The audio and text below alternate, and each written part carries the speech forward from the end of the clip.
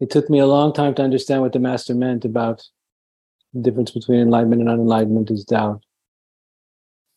I said, really? That's it?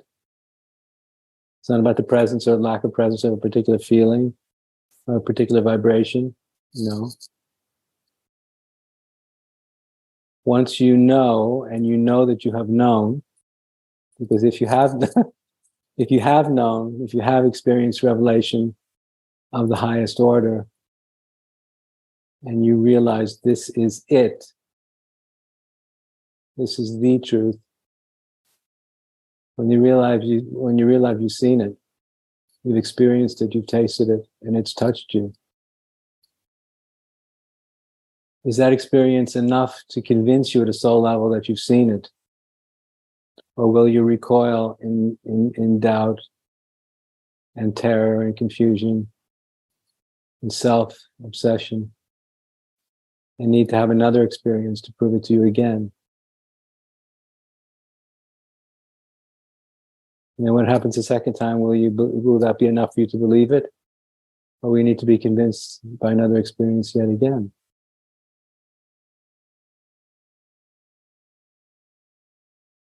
Because if enlightenment means anything at all, it means that we already know that we know. And the confidence in that knowing is not dependent upon any particular kind of, the presence of any particular kind of feeling, any particular kind of vibration or experience, even though, paradoxically, of course, people who have been deeply touched by this mystery, touched in a way that is rare and profound and deep and transformational, usually become portals themselves to this mystery. Because they have access now. This mystery has penetrated their soul so deeply that now the mystery itself speaks through them. Because the mystery has its own voice. And this ultimate mystery that's enlightenment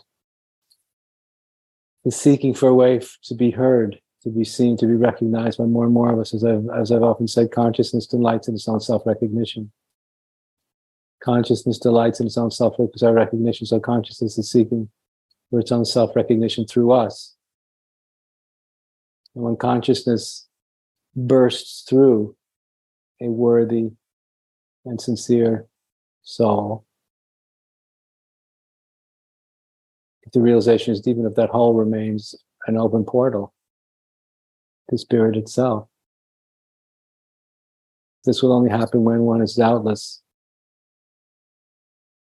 It's not dependent upon having a particular experience, having a particular kind of feeling, resting in a particular kind of knowing.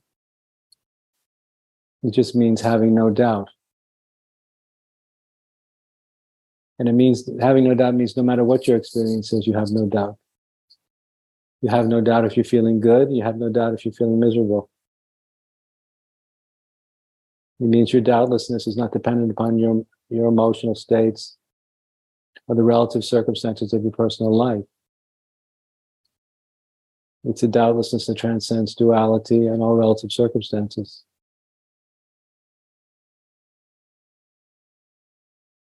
So, consider for yourselves, what would it be like to have no doubt in an ultimate truth and an ultimate mystery that you'll never be able to see? And how comfortable are you, or is your ego, with not needing proof all the time?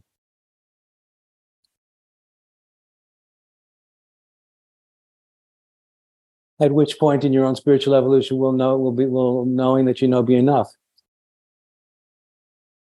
And you don't need the God principle. She doesn't need to prove herself to you yet again. Because she already has revealed herself to you, and you know she has, you have no doubt that she has revealed herself to you completely. And you don't need to be convinced again because you're already convinced. Now, if you have that kind of spiritual self-confidence, you're going to become a powerful person because you don't need God to prove herself to you yet again.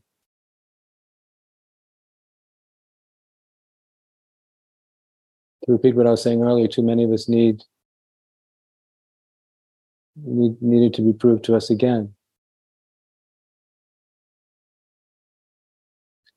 And I think the ultimate truth about the nature of reality, which is the God principle, needs for more and more of us to be able to bear witness to her presence, to her radiant presence, to her existence, to her own doubtlessness in the face of fear and multiple dimensions of duality, chaos, and conflict. You know, at the beginning of the path, we're in this for our own benefit, for our own liberation, which is understandable. But at a certain point, we begin to realize that the God force, this esoteric or metaphysical principle in the cosmos, very much needs us to bear witness to her presence, not for our own sake, but for everybody else's sake. Because the God principle doesn't exist up there. The God principle doesn't exist up there. She exists here and everywhere. And it's up to us as realizers, as awakened realizers, to bear witness to that fact, to be doubtless in the face of doubt.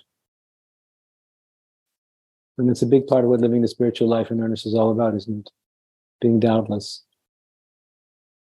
The ego always creates doubt and self-concern.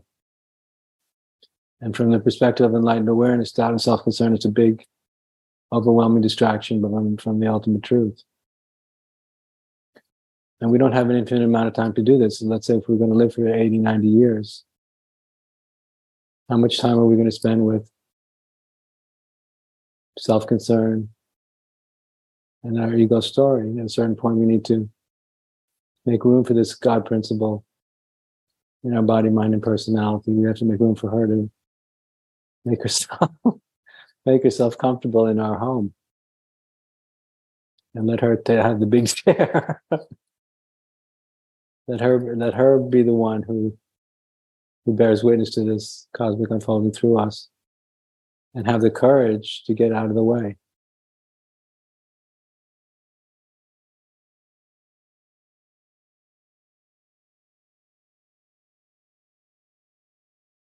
So in terms of becoming doubtless,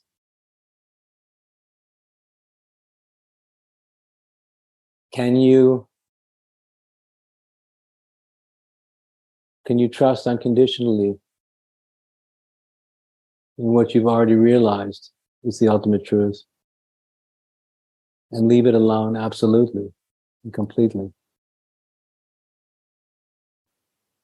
But you don't need to check to make sure she's still there.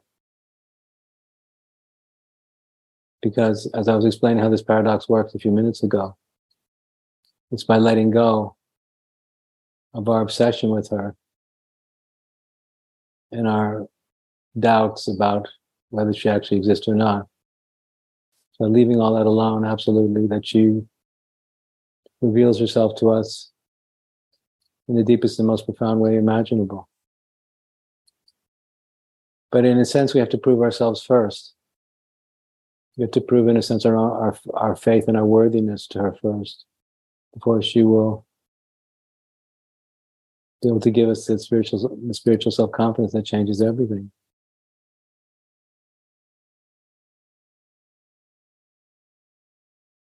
In a way that cannot be cognized, it cannot be understood with the mind at all. So as I've been saying, the only way to understand it is to let go of it. Not to let go of it to forget about it, but to let go of it so we can become more intimate with it. Which is a paradox, I know. But that's how it actually works. To become so absolutely confident that we can let go completely of our attachment to God. And through letting go of that attachment, she reveals herself in the deepest way to us. But this is something we actually have to do. So a lot of spiritual practice these days has become very psychological. So about emotional, psychological well-being and working on our places we've been hurt and maybe still hurting. But that has nothing to do with God realization. God's never been hurt, wounded, or traumatized, or victimized, ever by anyone, anywhere, in her infinite existence and non-existence, because she's always free. And if she is me at the highest level, and she is you, it means at the highest level, none of us have ever been hurt, wounded, traumatized, or victimized either. Even though we may have been severely so on a relative level, on an absolute level, it never happened. And at a certain point in these 80 or 90 or 100 years that we're going to be living, we might have to make a decision about whose life we want to be living. Do we want to be living the life of the small self, which is relative, personal self, which is relative, or the absolute self, which is non-relative and truly cosmic? Literally, I'm not exaggerating. When you really wake up, you realize who I have always been, who we have always been, who you have always been, is a cosmically conscious being who's awakening to him or herself and bearing witness to him or herself through the body, mind, personality of yourself and myself. But my body, mind, personality and your body, mind, personality are relative appearances with relative stories that are relatively interesting, but not absolutely interesting and not absolutely liberating. The personal self is relatively interesting. The absolute self is absolutely liberating. And I think at a certain point in our spiritual, this is my opinion, at a certain point in our spiritual practice, we have to make a decision about which way we want to go and who we want to be.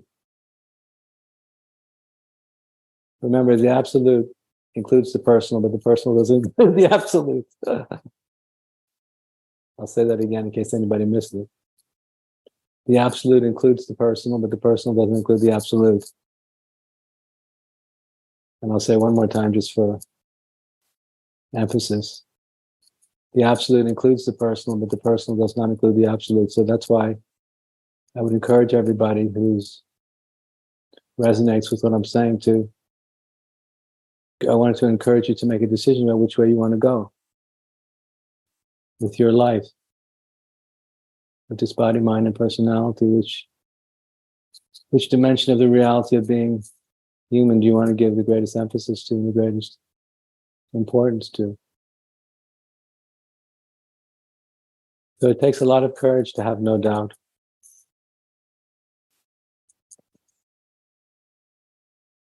The ego becomes obsessed with doubt, tormented by doubt, tortures itself with doubt. And so it requires an enormous amount of spiritual self-discipline, renunciation. Remember that spiritual practice that would awaken us to enlightened awareness is always about renunciation, which means letting go of whatever is in the way. Not working it out, but letting it go. Not working it out, but letting it go.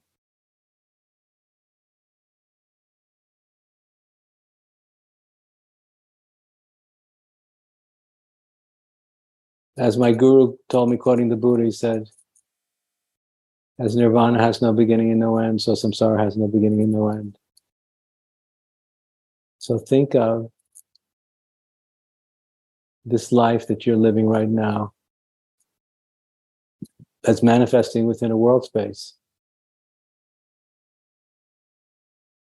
This life that I'm living, that Andrew's living, or any one of you are living, is manifesting itself in a world space.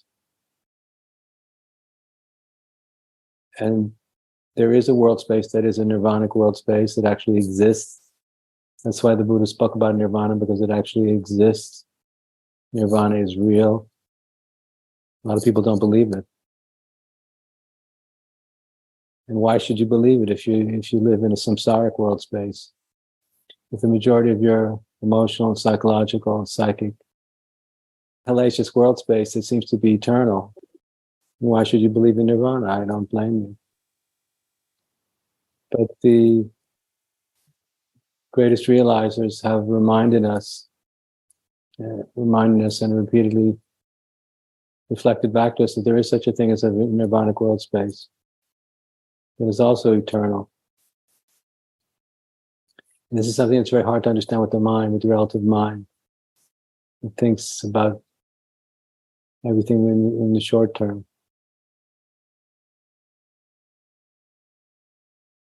So this phrase or this statement, as nirvana has no beginning and no end, so samsara has no beginning and no end, I would encourage you to, all of you, to pay attention,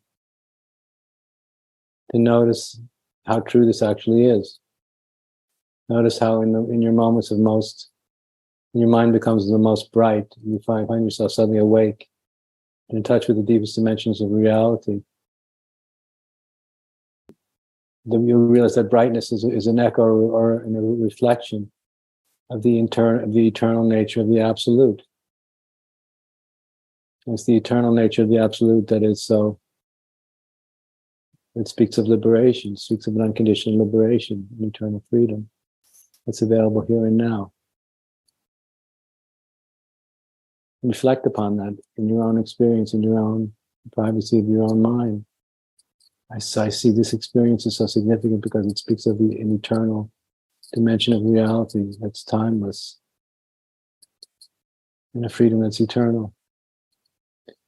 And then when you fall out of that nirvanic realm,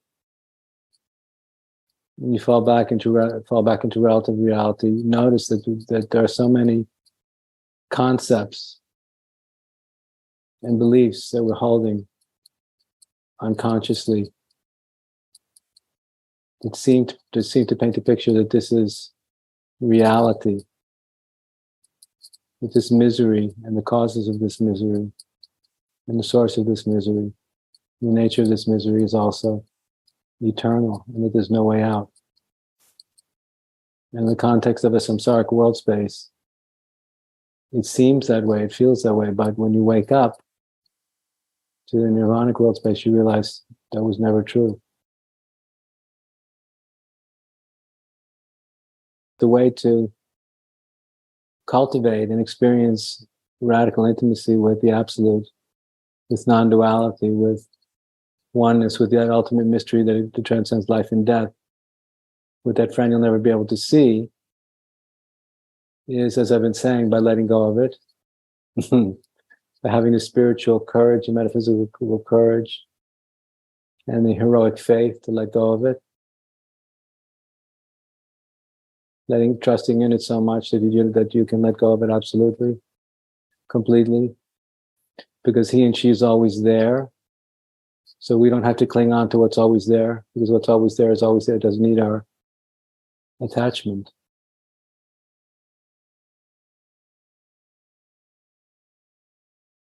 Let go of it and forget about it. Can't really forget about it, but let go of it and forget about it. So that's one way it works, and that requires a very high degree of realization and enormous faith and enormous trust, enormous faith and enormous trust in the friend you can never be able to see. But the other way is the other way to do it is a paradox, which is something I often speak about, which is becoming a fanatic, becoming absolutely one-pointedly focused on awakening to this absolute principle, this friend you'll never be able to see all the time,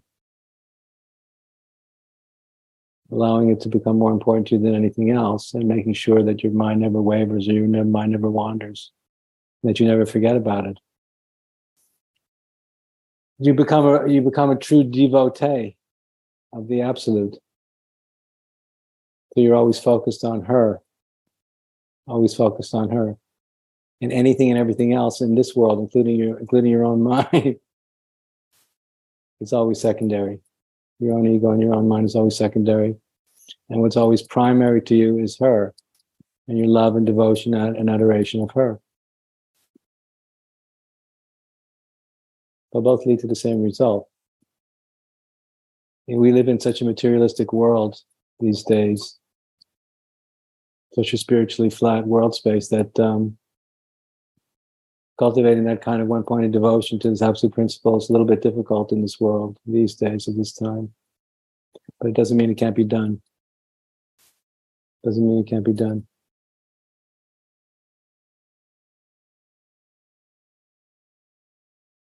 Remember that non-duality, which is what this talk is supposed to be about, is something that can't be understood by the mind. So if we spend too much time thinking about it, we can be sure we're going to be off on the wrong track.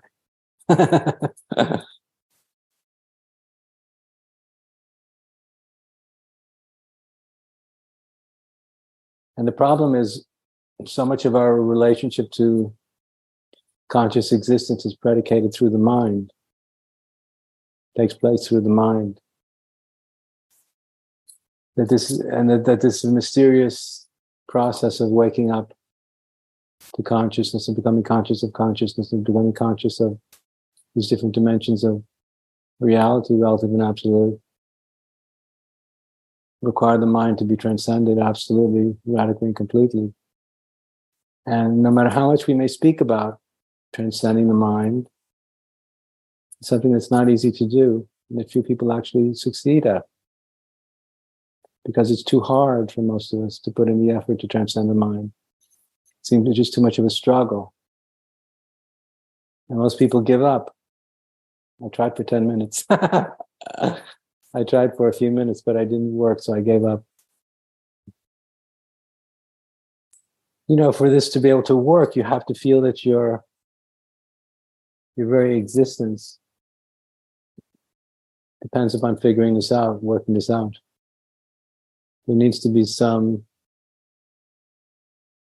a profound degree of metaphysical urgency. You have to become convinced that unless I figure this out, unless I come to terms with this big question, life's never going to make sense. And most importantly, my life is never going to make sense.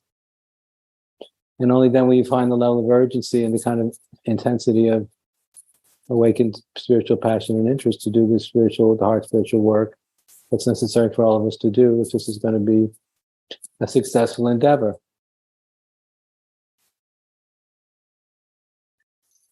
Once we reach the yonder shore, should such a thing happen to us, it doesn't mean our spiritual work is over or that our soul has been ultimately and permanently purified once and for all and forever, but it means that we are no longer living in this world for the same reasons everyone else is. We've flipped, and we found a completely different relationship to the human experience and the human existence.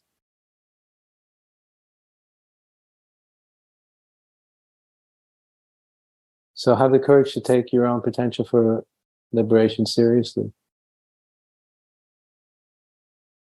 We have to be willing to take ourselves and our own potential for this very seriously. So most people don't take their own potential for awakening very seriously. They're too busy doing other things.